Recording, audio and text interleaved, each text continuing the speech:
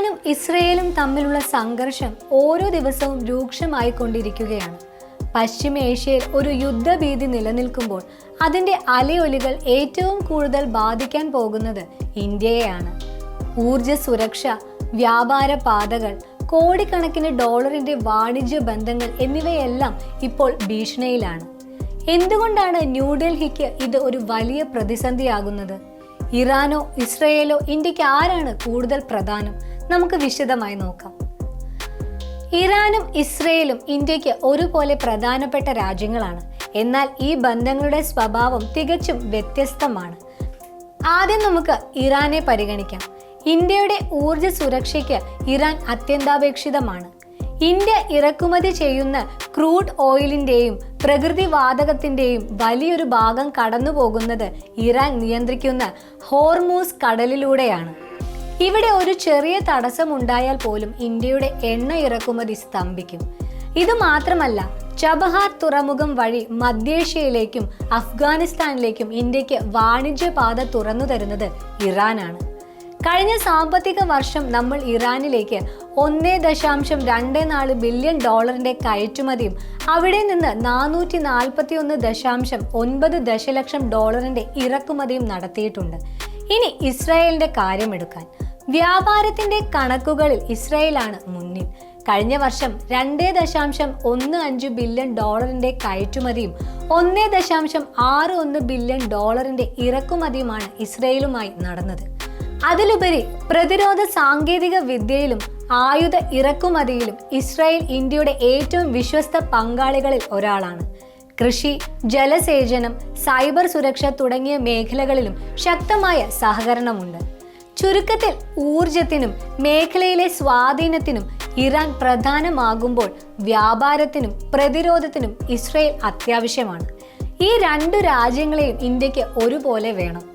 എന്തുകൊണ്ട് ഇതൊരു പ്രതിസന്ധിയാകുന്നു? ഇന്ത്യയുടെ പരമ്പരാഗതമായ ചേരിചേരാ നയമാണ് ഇവിടെ ഏറ്റവും വലിയ വെല്ലുവിളി. ഏതെങ്കിലും ഒരു പക്ഷം ചേർന്നാൽ അത് മറ്റേ രാജ്യവുമായുള്ള ബന്ധത്തെ തകർക്കും. പ്രധാന കാരണങ്ങൾ ഇവയാണ്. ഊർജ സുരക്ഷാ ഭീഷണി. ഇന്ത്യയുടെ ഊർജ ആവശ്യകതയുടെ 80% ഇറക്കുമതിയാണ്. ഹോർമൂസ് കടലിടുക്കിൽ സംഘർഷമുണ്ടായാൽ എണ്ണവില കുതിച്ചുയരും. ഇത് ഇന്ത്യയിൽ പണപ്പെരുപ്പത്തിനും രൂപയുടെ മൂല്യം ഇടിയുന്നതിനും കാരണമാകും. വ്യാപാര പാതകളിലെ തടസ്സം. യൂറോപ്പിലേക്കും അമേരിക്കയിലേക്കുമുള്ള നമ്മുടെ 30% കയറ്റുമതിയും നടക്കുന്നത് ചെങ്കടലിലെ ബാബ് എൽ മന്ദേബ് കടലിടുക്ക് വഴിയാണ്. ഇവിടുത്തെ സംഘർഷങ്ങൾ കാരണം കപ്പലുകൾ വഴിതിരിച്ചു വിടുന്നത് കയറ്റുമതി ചെലവ് വർദ്ധിപ്പിക്കുന്നു. നയതന്ത്രപരമായ സന്തുലനം.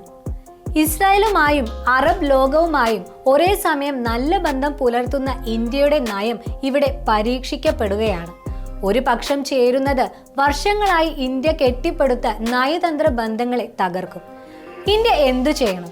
ഈ പ്രതിസന്ധി മറികടക്കാൻ ഇന്ത്യ അടിയന്തരമായി ചില നടപടികൾ സ്വീകരിക്കേണ്ടതുണ്ട്. Global trade research initiative report പ്രകാരം ഇന്ത്യ ശ്രദ്ധിക്കേണ്ട കാര്യങ്ങൾ ഇവയാണ്. ഒന്നാമതായി, എണ്ണ ഇറക്കുമതിക്ക് ഒരു രാജ്യത്തെ മാത്രം ആശ്രയിക്കാതെ കൂടുതൽ രാജ്യങ്ങളിൽ നിന്ന് എണ്ണ വാങ്ങാനുള്ള വഴികൾ കണ്ടെത്തുക.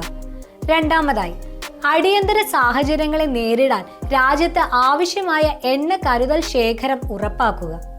മൂന്നാമതായി, അറബിക്കടലിനും ഇന്ത്യൻ മഹാസമുദ്രത്തിനും നാവികസേനയുടെ സാന്നിധ്യം വർദ്ധിപ്പിച്ച് വ്യാപാര പാതകൾ സുരക്ഷിതമാക്കുക.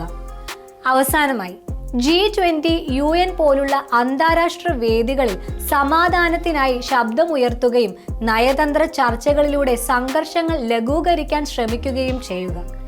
ഈ സംഘർഷം ഇന്ത്യക്ക് മുന്നിൽ ഉയർത്തുന്നത് വലിയൊരു വെല്ലുവിളിയാണ്. ഊർജ സുരക്ഷ, സാമ്പത്തിക സ്ഥിരത, വ്യാപാര താൽപ്പര്യങ്ങൾ എന്നിവ സംരക്ഷിക്കാൻ ഇന്ത്യക്ക് വളരെ ശ്രദ്ധയോടെയും ശക്തമായും ഇടപെടേണ്ടി വരും. ഈ വീഡിയോ നിങ്ങൾക്ക് ഉപകാരപ്രദമായെന്ന് വിശ്വസിക്കുന്നു. ഇതുപോലെയുള്ള വീഡിയോകൾക്കായി ഈ ചാനൽ ലൈക്ക് ചെയ്യാനും സബ്സ്ക്രൈബ് ചെയ്യാനും മറക്കല്ലേ. നന്ദി.